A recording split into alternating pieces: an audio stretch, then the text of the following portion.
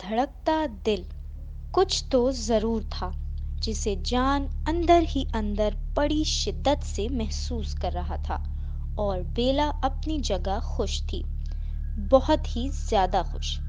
بقول جان کے کوئی بھی عورت اپنے شوہر سے اتنی وفادار اور خوش نہیں ہوتی جتنی بیلا آج کل تھی۔ ہر رات کھانے کی میز پر جان کو گرما گرم اور مزیدار کھانا کھانے کو ملتا تھا، یہاں تک کہ اکثر اوقات اس نے برتن دھوتے ہوئے بیلا کو گنگناتے ہوئے بھی سنا تھا۔ کیا کوئی عورت برتن دھوتے ہوئے بھی اس قدر خوش ہو سکتی ہے؟ جان نے اپنے طور طریقے سے ہر طرح کی جانچ پڑتال کی، مگر وہ بیلا کے متعلق ایسا کچھ نہ سن سکا جو خفیہ عشق یا کسی سے وقتی میل جول کی جانب اشارہ کرتا ہو۔ اس نے مقامی علاقے کے تمام لڑکوں کے بارے میں چھان بین کی، مگر ایسا کوئی نہیں تھا جس پر شک کا شبہ تک کیا جاتا۔ سبزی والے اور اپنے گھر دودھ لانے والے پر بھی شک کرنے سے گریز نہیں کیا، کیونکہ کسی بھی طرح سے اس کی تسلی نہیں ہو رہی تھی، اور وہ ہر حال میں اپنے ذہن میں ابھرتے شک کی تردید یا پھر تصدیق چاہتا تھا۔ دن بدن جیسے جیسے وہ پاگل ہوتا جا رہا تھا، اس کی زندگی ہر آنے والے وقت کے ساتھ مزید الجھتی جا رہی تھی۔ بیلا کو اس قدر خوش دیکھ کر اس کا شک جڑ پکڑتا جا رہا تھا۔ بہرحال جب پہلی بار جان نے اس دودھ والے کو دیکھا جو صبح صبح اس کے گھر دودھ دیا کرتا تھا، تو اسے دیکھ کر جان کو مایوسی کے سوا کچھ نہ ملا۔ دودھ والا بیچارہ سر سے پاؤں تک یوں معلوم ہوتا تھا جیسے نہ جانے کتنی صدیوں پہلے پیدا ہوا ہو۔ جان نے اپنا سر جھٹکا اور بازار سے سبزیاں لانا بھی خود شروع کر دیا۔ اس نے تمام سبزیوں کے اسٹور کھنگال ڈالے، مگر وہاں اسے ناکامی کا منہ دیکھنا پڑا۔ ہر شخص یا تو اسی دودھ والے کی طرح بوڑھا تھا یا پھر ایسا تھا گویا ابھی بھی ڈائپرز میں ہو۔ بیلا نے جان کی اس تبدیلی کو محسوس کیا، مگر کچھ خاص دھیان نہ دیا۔ جان مسلسل اس پر کڑی نظر رکھے ہوئے تھا۔ ایک ماہ بعد جان اپنے باس کے ساتھ اس کے گھر کے گیراج میں کام کروا رہا تھا۔ جب ہی اس نے اپنے باس کو ہینک سے بات کرتے ہوئے سنا، جو کچھ دنوں بعد اس کے گھر آ رہا تھا۔ بیلا کے اسکول کے زمانے کا ہینک دوست تھا۔ جان کا ماتھا ٹھنک گیا۔ اب اس کی سمجھ میں ساری بات آ گئی تھی کہ کیوں بیلا آج کل اتنی خوش تھی۔ ضرور اس کے والدین نے اسے ہینک کے آنے کی اطلاع دی ہوگی، اور وہ اسی خوشی میں اس کے ساتھ بھاگ کر جانے کا منصوبہ بندی کر رہی ہوگی۔ غم و غصے سے جان کا برا حال ہو گیا۔ اس کے شک کی تصدیق ہو گئی تھی۔ بیلا نے جان کی وفاداری اور محبت کو گالی دی تھی، جو جان سے ہضم نہیں ہو رہی تھی۔ وہ ہر حال میں بیلا کو اس کے کیے کی سزا دینا چاہتا تھا۔ آج رات جان کسی شکاری بھیڑیے کی طرح کچن میں ٹہلتا ہوا بیلا کا انتظار کر رہا تھا۔ بیلا نہ جانے کب سے گھر میں موجود نہیں تھی۔ آج جب جان اپنے باس کے گھر سے لوٹا تو بیلا کو گھر میں موجود نہ پا کر اس کے اندر بھڑکتی آگ کے شعلے مزید تیز ہو کر بھڑک رہے تھے، اور اب جان تقریباً آدھے گھنٹے سے پاگلوں کی طرح اس کا انتظار کر رہا تھا۔ ادھر سے ادھر ٹہلتے ہوئے بار بار اس کی نگاہیں اپنی کلائی پر بندھی گھڑی کی جانب اٹھ رہی تھیں، جس پر گزرتا ایک ایک لمحہ جان کو سانپ بن کر ڈس رہا تھا۔ بالآخر انتظار کی گھڑیاں ختم ہو گئیں اور بیلا ہمیشہ کی طرح اپنے چہرے پر خوبصورت مسکراہٹ سجائے گھر میں داخل ہوئی۔ وہ بیبی پنک کلر کی فراک میں ملبوس بہت دلکش لگ رہی تھی۔ جان کو ڈھونڈتے ڈھونڈتے جب وہ کچن میں آئی تو وہاں جان کو اپنا منتظر پایا۔ بیلا ابھی ابھی دعا کر کے چرچ سے واپسی آ رہی تھی، لہٰذا اسے کچھ بھی معلوم نہ تھا کہ جان کے دماغ میں کیا چل رہا ہے۔ بیلا نے جان کو اپنی جانب غصے سے یوں گھورتا پایا تو اس کے چہرے پر پھیلی خوبصورت مسکراہٹ غائب ہو گئی۔ وہ نرمی سے جان سے مخاطب ہوئی، کیا بات ہے جان؟ اب جان کی برداشت سے باہر ہو گئی تھی۔ اس نے شیلف سے تیز دھار گوشت کاٹنے والی چھری اٹھائی اور حقارت سے بیلا سے بولا، تم نے میرے سینے سے میرا دل نکالا ہے، اب میں تمہارے سینے سے تمہارا دل نکال کر پھینک دوں گا۔ بیلا کو جان کے یہ الفاظ کچھ سمجھ نہ آئے، مگر وہ سہم ضرور گئی۔ یہ کیا کہہ رہے ہو جان؟ بیلا نے خوف زدہ اور سوالیہ لہجے میں ہکلاتے ہوئے پوچھا۔ وہی کر رہا ہوں جو مجھے بہت پہلے ہی کر دینا چاہیے تھا، جان نفرت سے کہتا ہوا ایک قدم آگے بڑھا، جبکہ بیلا ایک قدم پیچھے ہٹی۔ میں بے قصور ہوں، میں نے کچھ نہیں کیا جان۔ آنسوؤں کا سیلاب اب بیلا کی آنکھوں سے بہہ رہا تھا۔ وہ بالکل نہیں جانتی تھی کہ اس نے کیا کیا ہے جس کی سزا جان اس کو دینا چاہ رہا ہے۔ جان بیلا کے آنسوؤں سے بے نیاز اس کی جانب قدم بڑھاتا جا رہا تھا۔ وہ انتقام میں پاگل ہو چکا تھا۔ ہینک کے معاملے میں جان نے کوئی تصدیق تو نہ کی تھی، مگر بقول جان کے اس کا پورا یقین تھا کہ بیلا کی خوشی کا سبب ہینک ہی ہے۔ بیلا نے کچن سے بھاگنا چاہا، مگر جان نے جھٹ سے اسے دبوچ لیا۔ وہ چیخنا چاہتی تھی، مگر جان نے اس کے منہ پر ہاتھ رکھ دیا۔ جان کی گرفت مضبوط تھی۔ بیلا خود کو کسی بند پنجرے میں قید پرندے کی طرح جان کی گرفت سے آزادی حاصل کرنے کی ناکام کوشش کر رہی تھی، مگر جان نے ایک لمحے کی بھی تاخیر کیے بغیر تیز دھار نوکیلی چھری بیلا کے دل میں اتار دی۔ بیلا کی آنکھیں ساکت ہو گئیں اور ایک آخری ہچکی کے ساتھ اس کی زندگی کا سفر تمام ہو گیا۔ تمہیں کیا لگتا تھا کہ مجھے پتہ نہیں چلے گا کہ تم میری پیٹھ پیچھے میری محبت کا مذاق بنا رہی ہو؟ جہنم میں جاؤ، یہی ہے تمہارا مقدر، جان نے غصے سے کہہ کر بیلا کے منہ پر تھوک دیا۔ جان کا کلیجہ اب بھی ٹھنڈا نہیں ہوا تھا۔ جان نے تیز دھار چھری دوبارہ اٹھائی اور اس کی مدد سے بیلا کا دل سینے سے باہر نکال دیا۔ گاڑھے سرخ رنگ کا وہ دل جان کی ہتھیلی پر جیسے دھڑک رہا تھا، اس میں سے ابھرتی دھک دھک کی آوازیں وہ صاف سن سکتا تھا۔ جان اس دھڑکتے دل کو لے کر گھر کے پچھلے دروازے سے باہر نکل گیا۔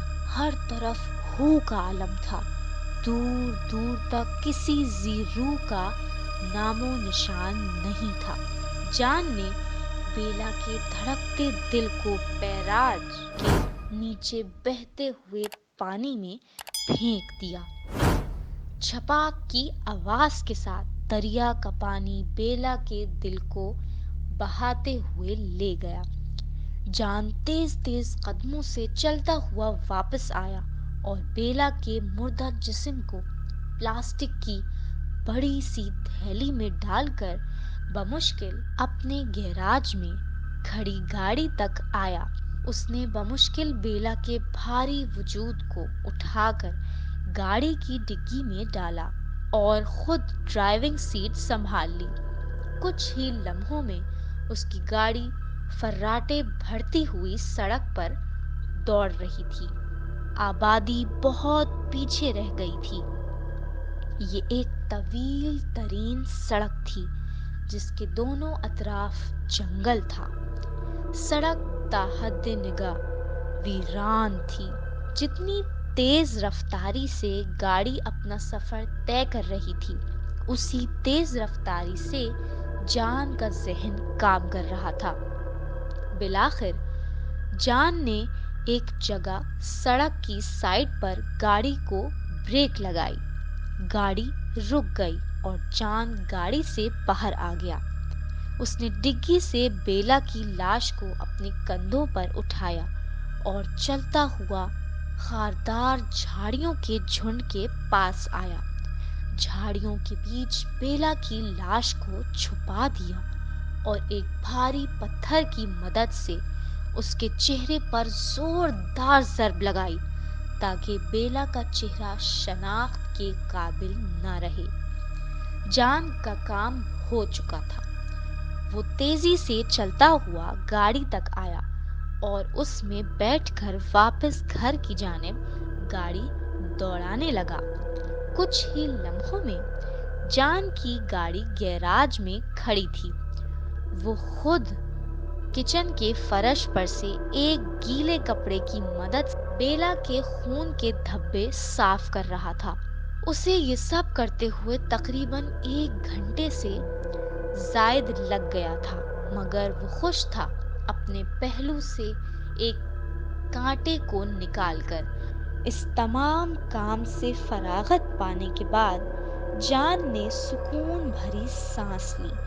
اگلی صبح جان نے نہایت احتیاط سے بیلا سے ملتی ہوئی رائٹنگ میں کئی خطوط لکھے۔ خطوط میں درج تھا کہ میں ایک آزاد اور خود مختار لڑکی ہوں۔ مجھے اپنی زندگی جینے کا پورا حق ہے، لہٰذا میں اپنی مرضی سے اپنے شوہر اور اپنے گھر کو چھوڑ کر اپنے کسی پرانے دوست کے ساتھ بھاگ رہی ہوں۔ میرے اس فیصلے پر کسی کو کوئی اعتراض نہیں ہونا چاہیے۔ یہ سارا کام جان نے نہایت ہنرمندی اور صفائی سے کیا تھا کہ کسی کو شک تک کا گمان نہ ہو سکے۔ چند دنوں میں آس پاس کے پڑوسیوں اور مقامی لوگوں میں یہ بات خاصی مشہور ہو گئی کہ بیلا اپنے شوہر سے چھپ کر کسی اور لڑکے کے ساتھ بھاگ گئی تھی اور اب وہ اپنے شوہر کو چھوڑ کر اس شخص کے ساتھ فرار ہو گئی ہے۔ جان کے گھر مہمانوں کی قطار لگ گئی۔ رات دن لگاتار اس کے قریبی دوست اور ہمدرد اسے تسلیاں دینے اور اس کا دل بہلانے آتے رہے۔ اس پورے ڈرامے میں جان نے کسی کو معلوم تک نہ ہونے دیا اور ایسی مظلوم صورت بنائے رکھی گویا وہ واقعی ہمدردیوں کا حقدار بن چکا تھا، مگر اس میں بھی کوئی شک نہیں تھا کہ اسے واقعی بیلا کی بے وفائی سے ٹھیس پہنچی تھی، لیکن کیا صحیح تھا کیا غلط یہ جاننے میں شاید اس سے بھول ہو گئی تھی۔ خیر، ٹھیک 1 ہفتے بعد ایک شام جان اکیلا ہی اس بیراج کی جانب چلا جا رہا تھا جس کے نیچے بہتے پانی میں اس نے بیلا کا دھڑکتا دل پھینکا تھا۔ جان کی سوچوں کا محور بیلا ہی تھی۔ بقول جان کے وہ اپنی موت کی ذمہ دار خود تھی اور جان نے بیلا کو زندگی سے محروم کر کے کچھ غلط نہیں کیا تھا۔ جان اپنی کوہنیاں بیراج کی گرل سے ٹکائے نیچے بہتے پانی کو دیکھنے میں محو تھا کہ اس نے اپنے قدموں کے نیچے تھر تھراہٹ محسوس کی تو اس نے بے اختیار اپنے قدموں کی جانب دیکھا۔ جان گھبرا گیا۔ اسی لمحے ہوا کے دوش پر لہراتی ہوئی آواز جان کی سماعتوں سے ٹکرائی۔ دھک دھک دھک دھک۔ جان ساکت سا رہ گیا۔ وہ اس آواز کو بخوبی پہچانتا تھا۔ وہی آواز تھی جو بیلا کے دل سے ابھرتی تھی جب جان نے بیلا کے دھڑکتے دل کو اپنی مٹھی میں پکڑا تھا۔ دھک دھک دھک دھک دھڑکتے دل کی آواز ایک بار پھر ابھری۔ اس بار آواز قدرے اونچی تھی کہ جان بھوکلا سا گیا کہ کہیں آس پاس کے لوگ یہ سن کر یہاں نہ آ جائیں۔ اب کی بار دھک دھک دھک دھک کی آواز لگاتار ابھرنے لگی، جو کسی طور پر بھی جان کی جان چھوڑنے کو تیار نہ تھی۔ جان کو اپنے کانوں کے پردے پھٹتے ہوئے محسوس ہونے لگے۔ اس نے بے اختیار اپنے دونوں کانوں پر ہاتھ رکھ کر گھر کی جانب دوڑنا شروع کر دیا۔ وہ دیوانہ وار بھاگتا ہوا گھر کے باہر پہنچا، مگر یہاں بھی جان دل کی دھڑکنوں سے پیچھا نہ چھوڑ سکا۔ مسلسل ابھرتی دھک دھک کی آوازیں اسے پاگل کیے دے رہی تھیں۔ اسے اپنا دل بری طرح دھڑکتا محسوس ہو رہا تھا۔ وہ یہ سمجھنے سے قاصر تھا کہ یہ سب اس کے ساتھ کیا ہو رہا ہے اور کیوں ہو رہا ہے۔ اب تو جان کو اپنے گھر کے در و دیوار بھی بیلا کے دل کی دھڑکنوں سے لرزتے محسوس ہو رہے تھے۔ بیلا چیخ چیخ کر اپنی بے گناہی کا ثبوت دے رہی تھی۔ جان کی برداشت جواب دیتی جا رہی تھی۔ وہ اس منحوس آواز سے جان چھڑانے کے لیے حلق پھاڑ کر چلایا۔ اس نے اپنے ذہن سے بیلا کے خیال کو ہٹانے کی کوشش کی، مگر وہ ایسا کرنے میں ناکام رہا، اور پھر اس نے ایک فلک شگاف چیخ ماری اور بے اختیار ایک بار پھر گھر سے باہر بھاگتا ہوا چلا گیا۔ جتنی تیزی سے وہ بھاگتا جا رہا تھا، اسی تیزی سے دھڑکنوں کی آوازیں بلند ہوتی جا رہی تھیں۔ بالآخر وہ بیراج کے پاس پہنچ گیا اور نیچے بہتے پانی کی طرف چہرہ کر کے نفرت سے چلایا، لعنت ہو تم پر بیلا! اسی لمحے دھک دھک دھک دھک کی آواز ابھرتی چلی گئی۔ جان اپنے توازن برقرار نہ رکھنے کے باعث بے اختیار گرل پر جھٹک کر گر گیا۔ اب اس کا سر سیدھا نیچے بہتے پانی کی جانب تھا اور ٹانگیں برج پر تھیں۔ دھڑکنوں کا طوفان ایک بار اٹھا، جس کے باعث پورے کا پورا بیراج تھر تھرا اٹھا اور جان سیدھا بیراج کے نیچے بہتے پانی میں جا گرا۔ چھپاک کی آواز کے ساتھ دریا کی بے رحم لہریں جان کو اپنے ساتھ بہتے ہوئے لے گئیں۔ اس سے پہلے کہ اسے سنبھلنے کا موقع ملتا، موت اسے اپنی آغوش میں لے چکی تھی۔